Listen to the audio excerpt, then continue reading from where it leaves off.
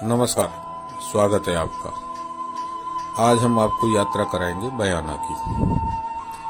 किंवदंतियों पर यदि भरोसा किया जाए तो मथुरा से भी पुराना शहर है बयाना, लेकिन इस बात को स्थापित करने के पर्याप्त प्रमाण बयाना से नहीं मिलते हैं। ऐतिहासिक दृष्टि से अपनी खासी पहचान रखने वाला बयाना उन चुनिंदा जगहों में से एक है जिसके आबाद रहने के प्रमाण 2000 वर्ष पहले तक प्राप्त होते हैं। मौजूदा समय में राजस्थान के भरतपुर जिले का उपखंड और तहसील मुख्यालय है बयाना। भरतपुर जिला मुख्यालय से लगभग 42 किलोमीटर दूर दक्षिण की ओर पूर्व दिशा में स्थित है बयाना। यहाँ का दुर्ग प्राचीन और वृहद क्षेत्र में विस्तृत होने के बावजूद खंडर हालात में है, लेकिन इतना सब होने के बावजूद ये दुर्ग दर्शनीय है। कुछ इतिहासकारों की माने तो ये एशिया का सबसे बड़ा किला है। बयाना के इतिहास को समझने से पहले हमको जानना पड़ेगा बयाना निधि के विषय में। बयाना निधि के विषय में जानने समझने के बाद ही हम बयाना के ऐतिहासिक महत्व और यहाँ के शासक वंशों के विषय में जानकारी प्राप्त कर सकेंगे और क्षेत्र में मौजूद स्मारकों के विषय में ठीक समझ पाएंगे। भारत की स्वतंत्रता से करीब 1 वर्ष पहले यानी सन 1946 ईस्वी में बयाना के पास के एक गांव हल्लनपुरा से चरवाहों को एक खेत से स्वर्ण मुद्राओं से भरा हुआ तांबे का पात्र मिला। इस बात की सूचना तत्कालीन भरतपुर रियासत के महाराजा तक पहुंची। महाराजा ने इन सोने के सिक्कों से भरे इस कलश को रियासत के खजाने में रखवा दिया। बाद में इस घटना के लगभग 5 वर्ष बाद भारत में गणतंत्र की स्थापना के 1 वर्ष बाद साल 1951 भरतपुर महाराजा ने इस कलश को उसमें भरे सोने के सिक्कों सहित इसके ऐतिहासिक और पुरा महत्व के दृष्टिगत भारत के तत्कालीन राष्ट्रपति डॉक्टर राजेंद्र प्रसाद को भेंट कर दिया। डॉक्टर राजेंद्र प्रसाद ने इस कोष को, ताम्रपात्र को जो स्वर्ण मुद्राओं से भरा हुआ था, राष्ट्रीय संग्रहालय में रखवा दिया। भरतपुर के महाराजा की यही भेंट बयाना निधि के नाम से जानी जाती है। गुप्तकालीन शासकों के सोने के सिक्कों से भरा था ये ताम्र कलश। बयाना से प्राप्त ताम्र कलश और उसमें भरे हुए सोने के सिक्के आज के पूरे भारतवर्ष में गुप्त काल के सिक्कों का सबसे बड़ा खजाना था। इन सिक्कों का यहाँ से प्राप्त होना इस बात को स्थापित करता है कि बयाना शहर गुप्त काल में भी बहुत समृद्ध रहा होगा। इतिहासकारों का मानना है कि किसी भी समय में प्रचलित मुद्रा उस कालखंड के अध्ययन के लिए महत्वपूर्ण पुरातात्विक साक्ष्य मानी जाती है। मुद्रा के माध्यम से किसी राजवंश या राजा के विषय में अनेकों जानकारियां प्राप्त हो सकती हैं। बयाना निधि के इस ताम्र पात्र से प्रमुखतः गुप्तकालीन सिक्के प्राप्त हुए हैं। सिक्कों के डिजाइन और आकार की व्यवस्था के आधार पर इनको कई प्रकारों में वर्गीकृत किया गया है। जैसे प्रथम राज दंपत्ति, अश्व आरोही, गरुड़ध्वज, सिंहासन आरूढ़, सम्राट को सिंह से युद्ध करते हुए चित्रित करता हुआ सिक्का सिंह निहंता, वीणा वादक इत्यादि मुद्राओं में चित्रित किया हुआ है।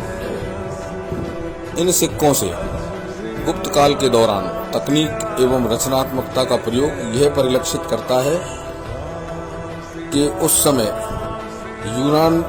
यूनानी सिक्के जो अपनी कला के लिए पूरी दुनिया में जाने जाते थे, उनसे किसी मायने में गुप्त वंशीय सिक्के कम नहीं थे। हालांकि अधिकांश सिक्के चंद्रगुप्त द्वितीय के समय के हैं।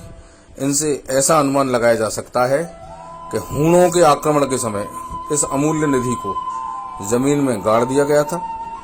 गुप्त साम्राज्य के चरमोत्कर्ष के समय 5वीं शताब्दी में उत्तर पश्चिम की ओर से हुणों ने भारत पर आक्रमण करना शुरू किया। हुणों ने सर्वप्रथम 458 ईस्वी में भारत पर आक्रमण किया।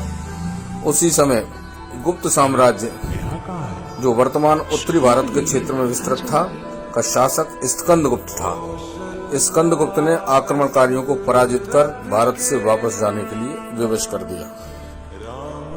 अब हम अपनी यात्रा का शुभारंभ करेंगे।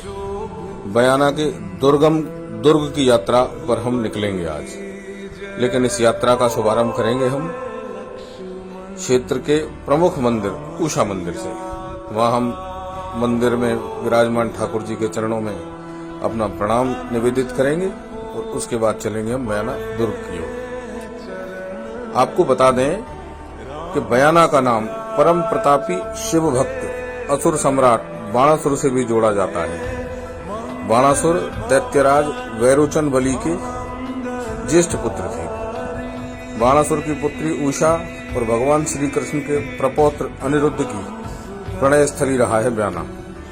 ऐसी कहानियां श्रीमद् भागवत और अन्य पुराणों में वर्णित है। यहाँ पर एक प्रसिद्ध मंदिर है जिसका नाम उषा मंदिर है। उषा मंदिर परिसर में 956वीं ईस्वी का एक शिलालेख लगा हुआ है। उस शिलालेख के अनुसार फक वंश के राजा लक्ष्मण सेन की पत्नी रानी चित्रलेखा ने सम्राट महिपाल के शासनकाल में इस मंदिर का निर्माण कराया। मंदिर की दक्षिण दिशा में मंदिर से सटी एक रंगशाला जैसी प्रतीत होती एक बड़ी इमारत मौजूद है।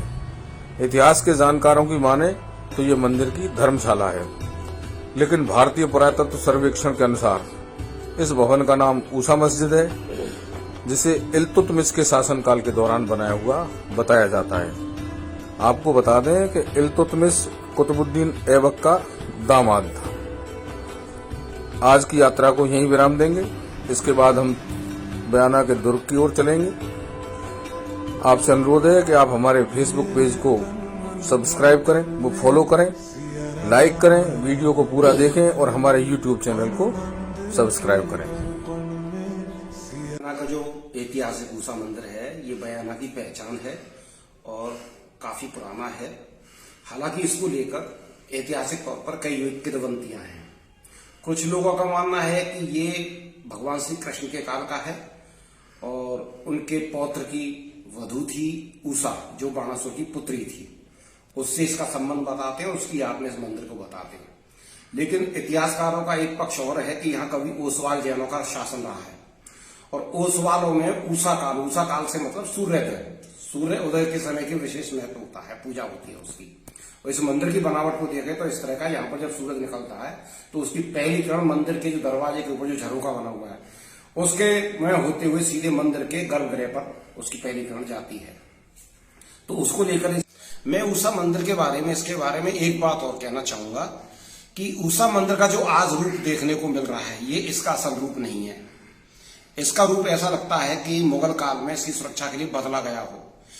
इसके जो खंभ हैं और जो दरवाजे हैं और दरवाजों की जो मीनारें जो बनी हुई हैं, जिनको क्या झालरदार जो बनी हुई हैं, तो जो दिख रही हैं वो ऊपर सादा पट्टियों से ढकी हुई हैं। अंदर जो इसके खंभ और जो दरवाजे हैं जो दबे हुए हैं उनके अंदर, उनको अगर हटाया जाए तो वो बहुत नक्काशीदार है और हिंदू कला, पाषाण कला के अद्भुत नमूना है वो अपने आप में। बड़े अच्छे सुंदर और नक्काशीदार हैं जो बंसी पहाड़पुर के पत्थर से बने हुए हैं।